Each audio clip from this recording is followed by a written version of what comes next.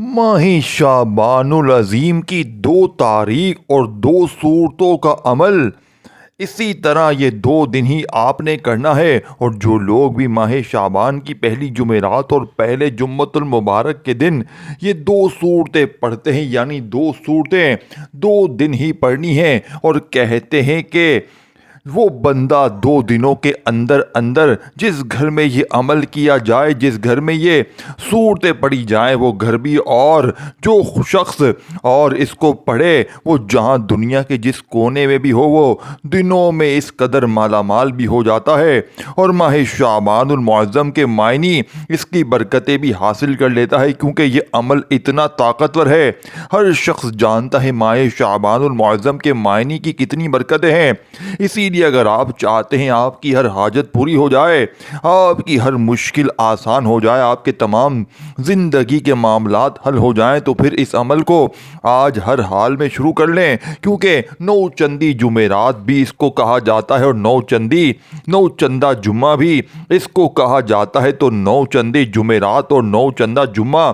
और वो बाबरकत दिन आ चुका है जिसका हमें पूरा साल इंतज़ार रहता है। इसीलिए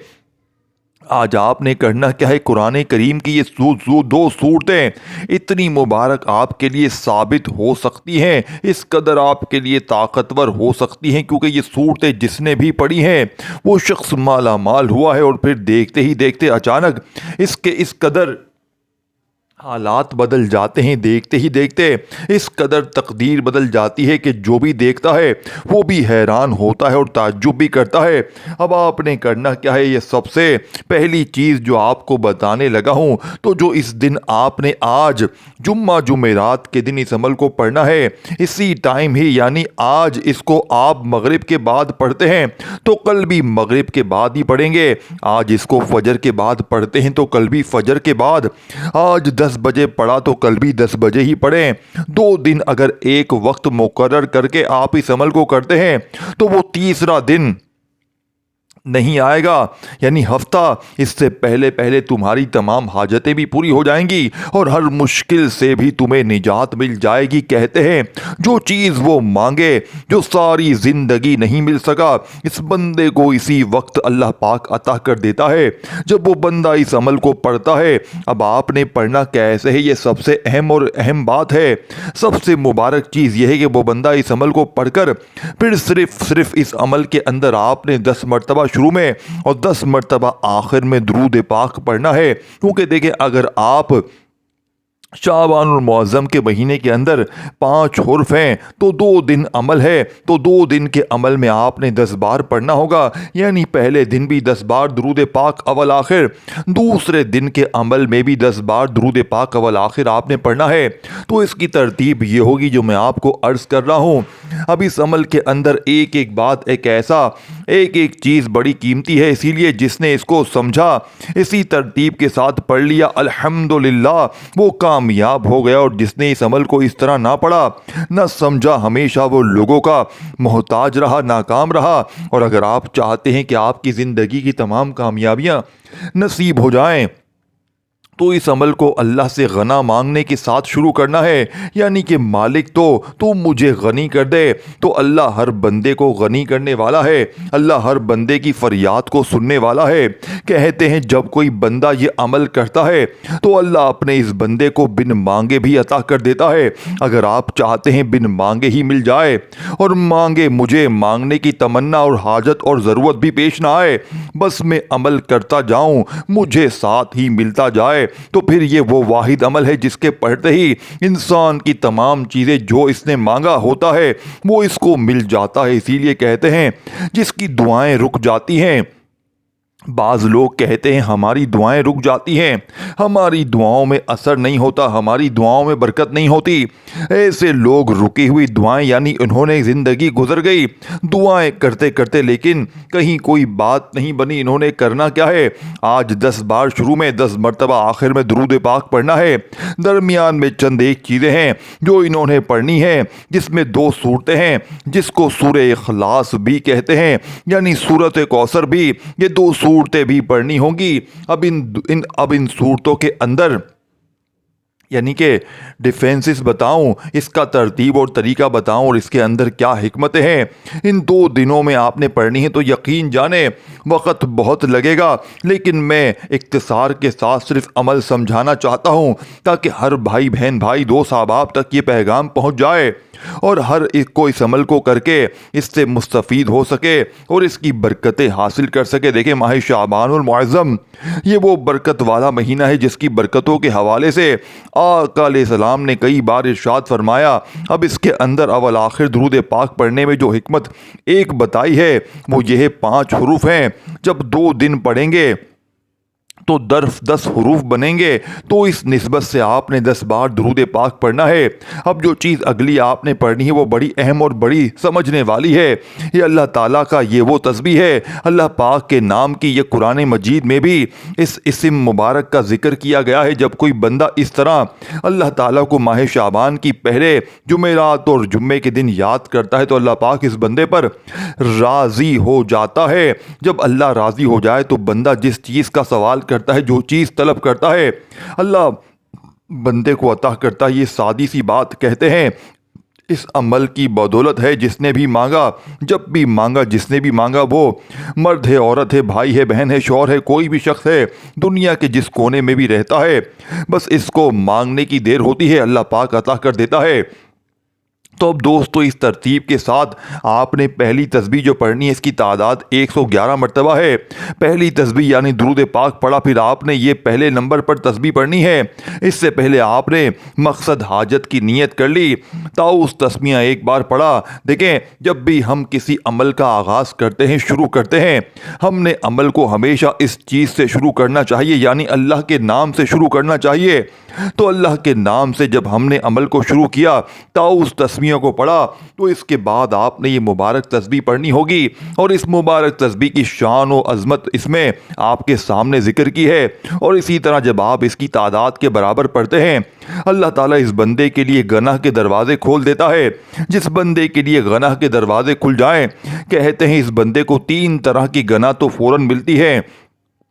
3 انعامات اس بندے کو فوراً ملتے ہیں۔ اس میں پہلا انعام اس بندے کو یہ ملتا ہے کہ جب وہ اس کو پڑھتا ہے، اللہ پاک اس کی بھی بخشش فرما دیتا ہے، اس کے گھر والوں کی بھی بخشش فرما دیتا ہے۔ اور اسی طرح دوسری اس کو یہ برکت ملتی ہے کہ اس کی عمر میں اضافہ ہوتا ہے، اس کے رزق میں اضافہ ہوتا ہے، اور اس کے ساتھ ساتھ اس کی عزت میں اضافہ ہوتا ہے۔ اگر اس کے ساتھ آگے بات کروں تو اس ماہ شعبان المعظم کے مہینے کی تمام برکتیں حاصل ہو جاتی ہیں۔ بعض اللہ والوں کا کہنا یہ بھی ہے کہ ماہ شعبان کا مہینہ کیونکہ درمیان میں آتا ہے، اور اسی طرح جب کوئی بندہ اس عمل کو پڑھتا ہے تو اس کو اس کی برکت یہ ملتی ہے کہ اس کے ساتھ اس کو رجب کی برکتیں بھی مل جاتی ہیں اور ماہ رمضان کی،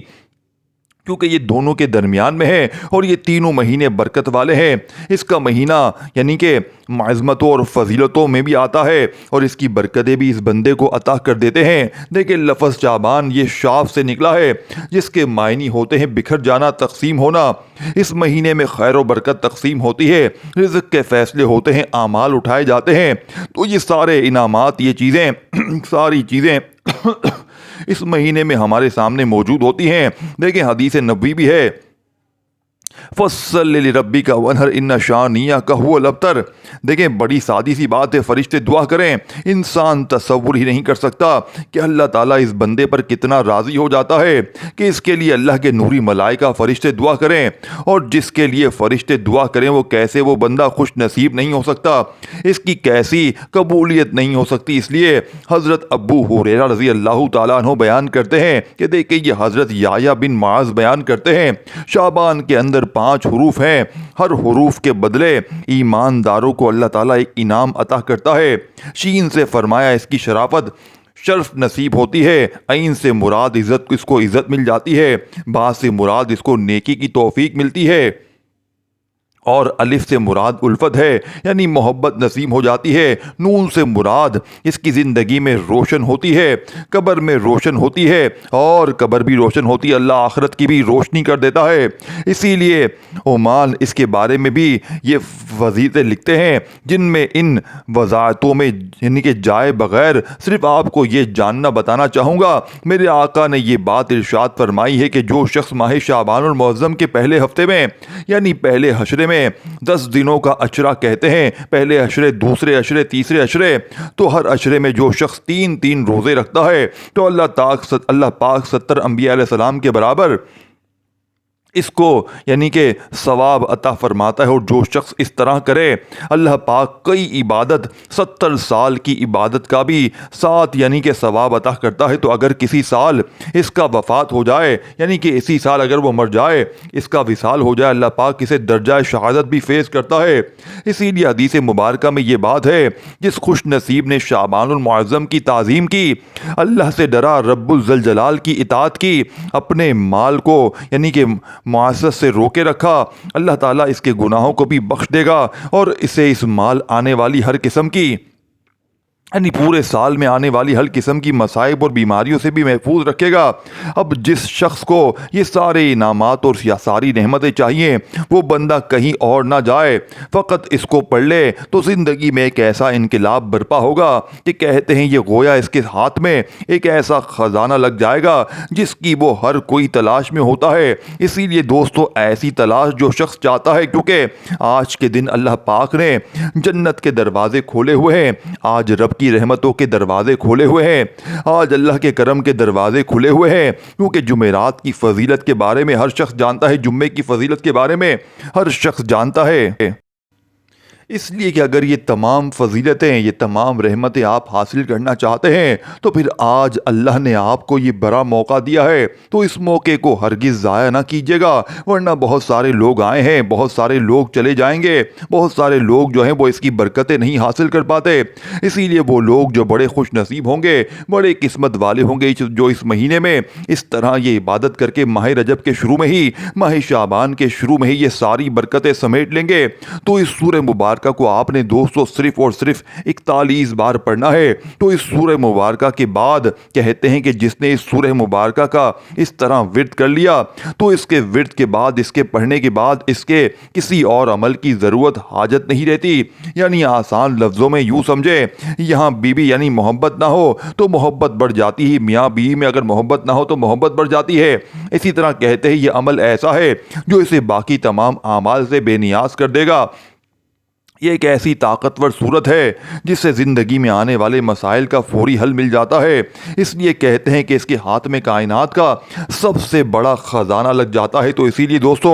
آپ نے اس ترتیب کے ساتھ اس عمل کو پڑھا تو انشاءاللہ تعالی رحمت خداوندی تمہارے اوپر اس قدر برسے گی جس طرح کہ تم نے کبھی زندگی میں سوچا نہیں۔ اور میں اس کے بارے میں اگر بتاؤں تو اس سے کیا کیا فائدے اور کیا کیا انعامات ملنے والے ہیں تو آپ کو خود اندازہ ہوگا کہ اس میں کیا کیا انعامات اور کیا کیا جب بندہ عمل پڑھتا ہے تو عمل پڑھتے ساتھ ہی اس کو پتہ چلنے لگ جاتا ہے کہ مجھے اس عمل سے کتنا فائدہ ہو رہا ہے، مجھے کیا کیا برکتیں مل رہی ہیں۔ کہتے ہیں اگر میاں بیوی ہوں تو ان کے درمیان محبت بڑھ جاتی ہے، والدین اولاد کے لیے کریں تو ان میں محبت بڑھ جاتی ہے، کوئی شخص کسی کے لیے اس عمل کو پڑھتا ہے تو سب گھر والوں میں محبت اور آپس میں الفت پیدا ہو جاتی ہے، رزق میں برکت آتی ہے، دشمنوں سے جان چھوٹ جاتی ہے، گھریلو زندگی میں برکت آتی ہے، اور اس بندے کی زندگی میں کبھی پیسہ ختم نہیں ہوتا۔ اور جو شخص یہ چاہتا ہے نا کہ کبھی پیسہ ختم نہ ہو، کبھی دولت ختم نہ ہو، کبھی مال ختم نہ ہو، ایک بار اس شخص کو یہ عمل پڑھ لے۔ اس سورت کو پڑھنے کے بعد اگلی سورت جو آپ نے پڑھنی ہے وہ سورہ اخلاص ہے۔ اب اسی ترتیب کے ساتھ یہ مختلف قسم کی تسبیحات ہے جو آپ نے پڑھنی ہے، گویا یوں سمجھیے کہ یہ 5 طرح کی تسبیحات ہیں۔ شعبان لفظ بھی 5 ہے، اس کے اندر حروف بھی 5 ہے، یعنی شین اور آپ دیکھیں لفظ شعبان جو ہے یہ 5 حروف ہیں۔ اسی طرح یہ 5 کی نسبت سے 5 چیزیں جب کوئی بندہ پڑھتا ہے تو پنجتن پاک کی نسبت سے اللہ تعالیٰ اس پر رحمتوں کی تمام دروازے کھول دیتا ہے۔ اگر آپ چاہتے ہیں کہ رحمتوں کے دروازے کھل جائیں، اللہ کے فضل کے دروازے کھل جائیں، انعامات کے دروازے کھل جائیں، تو آپ نے اگلی سورت جو پڑھنی ہے، اس سورت کا نام ہے سورہ اخلاص یعنی جسم، یعنی کہ بسم اللہ الرحمن الرحیم۔ تو جیسے آپ نے پہلی سورت پڑھی، اس سے انسان کی زندگی سے یعنی کہ مایوسی ختم ہو جاتی ہے، اللہ پر یہ توقع مضبوط ہو جاتا ہے۔ یہ سورت ہمیں صبر شکر اللہ کی طرف رجوع کرنے کا بھی درس دیتی ہے۔ تو اس کے اندر بہت ایسی چیزیں یہ دیکھنے میں ہیں، بہت مختصر ہے، مگر اس کے اندر چھپی ہوئی ہدایت اور فضیلتیں ایک مسلمان کی پوری زندگی سنور جاتی ہے۔ تو اسی لیے اگر آپ اپنی زندگی کو فوری طور پر سنوارنا چاہتے ہیں، اپنے حالات بدلنا چاہتے ہیں، اپنے معاملات کو بہتر بنانا چاہتے ہیں، اپنی زندگی کے معاملات کو بہترین کرنا چاہتے ہیں، دیکھیں جمعرات کا دن رحمت قبولیت کا دن ہے۔ حدیث مبارکہ میں جمعرات کے دن بندوں کے اعمال اللہ کے حضور پیش کیے جاتے ہیں، اسی لیے نبی پاک جمعے کے دن کثرت سے روزہ رکھتے تھے، اور جمعرات اور جمعے کی درمیانی شب یعنی کہ قبولیت کی یعنی دعاؤں کی قبولیت ہوتی ہے، یہ خاص گھڑیاں ہوتی ہیں، خاص وقت ہوتا ہے۔ اس کے بارے میں حدیث مبارکہ میں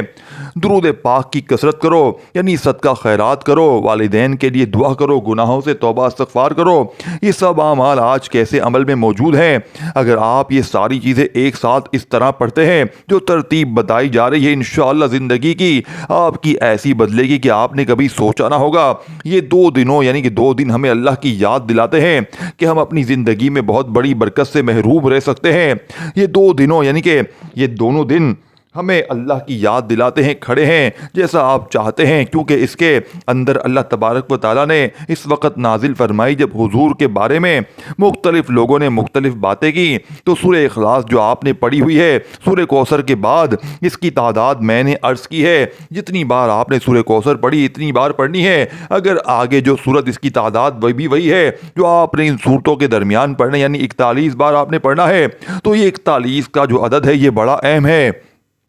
لیکن پہلی تسبیح آپ نے زیادہ تعداد میں پڑھی ہے اور آخری تسبیح بھی آپ نے زیادہ ہی تعداد میں پڑھی ہوگی۔ تو بس یہ طریقہ کرنا ہے، آپ جس صورت کا میں ذکر آپ کے سامنے کرنے لگا ہوں سورہ اخلاص یعنی قل هو اللہ احد اللہ صمد لم یلد ولم یولد ولم یکن لہ کفوا احد، یعنی کہ اس کو پڑھنے کے بعد آپ نے جو صورت پڑھنی ہے، کیونکہ یہ اخلاص یہ صورت ہمیں سکھاتی ہے کہ عبادت صرف اللہ کے لیے، صرف اللہ سے مانگیں، دعا امید صرف اللہ سے رکھیں، بچوں کو بھی یہ سکھائی جائے۔ روز مرہ کے معمول میں علماء تو کہتے ہیں یہ صورت اخلاص پیدا کر دیتی ہے، اور اسی لیے جب آپ اس کو پڑھیں گے، دیکھیں اب جو صورت میں آپ کو بتا رہا ہوں وہ قرآن کریم کے یعنی کہ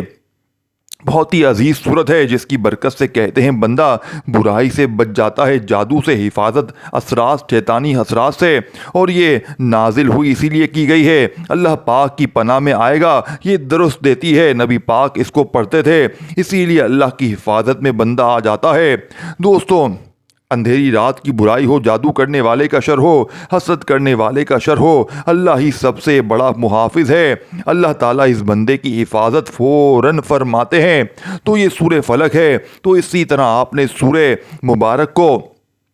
بسم اللہ کے ساتھ پڑھنا ہے اور 41 بار پڑھنا ہے۔ اس کے بعد آخری تسبیح جو ہے اس کو بھی آپ نے صرف 70 بار پڑھنا ہے۔ اس سے حسد سے حفاظت، بچوں پر اس کو دم کیا جا سکتا ہے، خود اپنے اوپر جب عمل مکمل کر لیں تو اپنے اوپر بھی دم کریں، اس سے انشاءاللہ جو رکاوٹیں ہیں، جو بندشیں ہوں گی، اللہ پاک اپنے فضل سے اپنی رحمت سے ختم فرما دے گا۔ اب جو تسبیح پڑھنا ہے اس کے پڑھتے ہوئے تصور یہ رکھنا ہے کہ اللہ تعالیٰ میری تمام خطاؤں کو معاف کر رہا ہے۔ جو میں نے آپ کو عرض کی ہیں یہ وہ تسبیح ہیں، استغفر اللہ استغفر اللہ استغفر اللہ۔ اس کے بعد درود پاک پڑھنا ہے، اس کے بعد اول آخر درود پاک کے ساتھ دعا مانگے، انشاءاللہ ہر دعا قبول ہو جائے گی۔